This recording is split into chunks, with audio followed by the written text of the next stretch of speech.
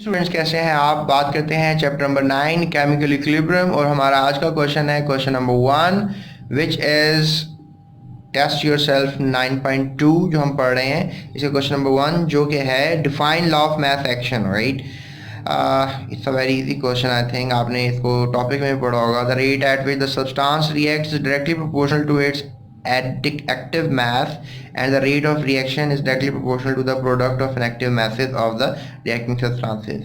Students, इस question को अगर आपने समझना है तो अभी आप डिस्क्रिप्शन में जाएं और मेरी वीडियो में लॉ ऑफ मैथ एक्शन का जो टॉपिक है उसमें उस लिंक को क्लिक करें और इसका प्रॉपरली लेक्चर डेमोन्स्ट्रेशन लें, तभी आपको डेफिनेशन समझ में आएगी, right. So let's move to the second question. How is active mass represented. Active mass को कैसे रिप्रेजेंट करते हैं?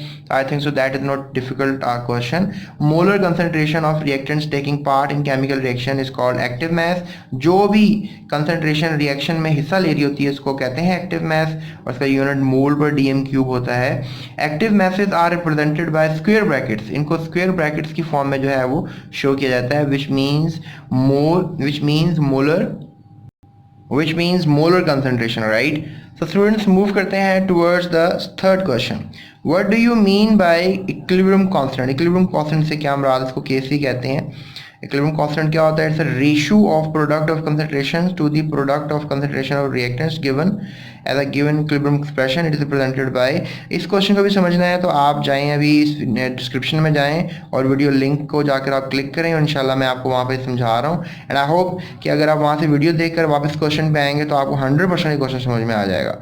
So product of concentration of products raised to the power of equal to coefficients, product of concentration of reactants raised to the power of equal to coefficients। उसके बाद जो है हम move करते हैं अपने चौथे क्वेश्चन की तरफ। Student, there we have the fourth question. Point out the coefficient of reaction in the following hypothetical reactions. ये हमारे पास 3 reactions हैं। इसमें ये species आपको दी जा रही हैं, ये coefficients हैं उनके, ये species दी जा रही हैं, ये coefficients हैं और ये species दी जा रही हैं और ये coefficients हैं। यानी ये इन सारी species के coefficients ये 2 3 4 2 हैं, 2 3 4 2, इन सब के coefficients आपको नज़र आ रहे हैं, ठीक है। जो मोलर वैल्यूज होती हैं उनको आप coefficients कह सकते हैं जो कल पावर बन सकती हैं, राइट। तो हम जल्दी से मूव करते हैं अपने आखिरी क्वेश्चन इस टेस्ट योरसेल्फ के, विच इज क्वेश्चन नंबर 5। जी स्टूडेंट्स, इस क्वेश्चन को जो है हमने लिखना है इक्विलिब्रियम कांस्टेंट की शक्ल में। ये हमारे पास कुछ रिएक्शन नज़र आ रहे हैं, यानी केसी की फॉर्म में लिखना है। और आपको पता है प्रोडक्ट जो है वो केसी में न्यूमरेटर की जगह पे होती है और जो रिएक्टेंट हैं वो डिनोमिनेटर में होते हैं। और ये जो पीछे इनके कोफिशिएंट हैं, ये मोलर कंसंट्रेशन है, ये कल कोफिशिएंट्स बन जाते हैं, ये देखें। So that is how to write it.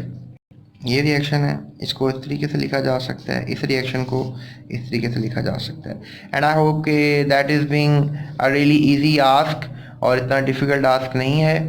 So that's it for today's lecture. I hope आपको ये वीडियो पसंद आई होगी। चैनल को लाइक, सब्सक्राइब और शेयर करना मत भूलिएगा और अपने दोस्तों से लाजमी शेयर करें। और डिस्क्रिप्शन में अगर कोई और टेस्ट योरसेल्फ आपने देखनी है तो डिस्क्रिप्शन में लिंक्स मौजूद हैं, वहाँ पर जाएं और अपनी मर्ज़ी की कोई भी टेस्ट योरसेल्फ या कोई भी वीडियो लेक्चर्स मेरा ले सकते हैं, राइट। और मैंने पूरी बुक पे कोशिश की है कि आपके वीडियो लेक्चर जो हैं वो डेमोन्स्ट्रेट किए जाएँ। So thank you so much, अपना बहुत ख्याल रखिएगा।